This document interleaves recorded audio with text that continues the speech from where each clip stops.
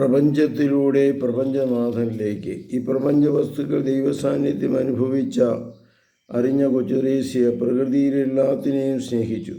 അവളെ സംബന്ധിച്ചിടത്തോളം പ്രകൃതി ഒരു തുറന്ന പുസ്തകമായിരുന്നു.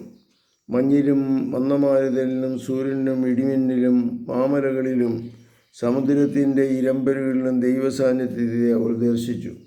പാറിപ്പറക്കുന്ന പറവകളോടും ചിത്രശലഭങ്ങളോടും വയലിൽ വിരിയുന്ന പുഷ്പങ്ങളോടും കാൽച്ചുവട്ടിൽ ഞെരിഞ്ഞ അമരുന്ന മണൽത്തരികളോടും ചിത്രം വരയ്ക്കുവാൻ ഉപയോഗിക്കുന്ന കൊച്ചു തൂലികകളോടും അവൾ തന്നെ ഉപമിച്ചു.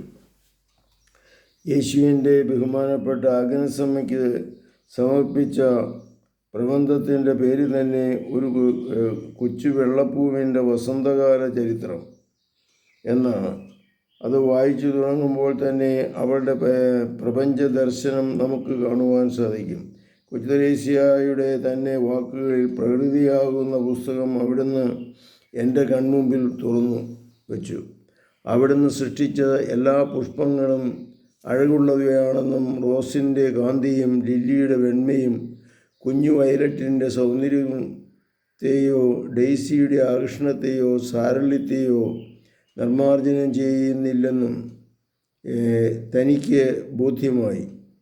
ചെറിയ പൂക്കളെല്ലാം റോസുകളാകാൻ ആഗ്രഹിച്ച പക്ഷം പ്രകൃതിയുടെ വാസന്തിക പ്രതീതി നഷ്ടപ്പെടുമെന്നും വയലുകൾക്ക് കുഞ്ഞുപൂക്കളുടെ അലങ്കാരമില്ലാതായി തീരുമെന്നും അവൾ ആഗ്രഹിച്ചു.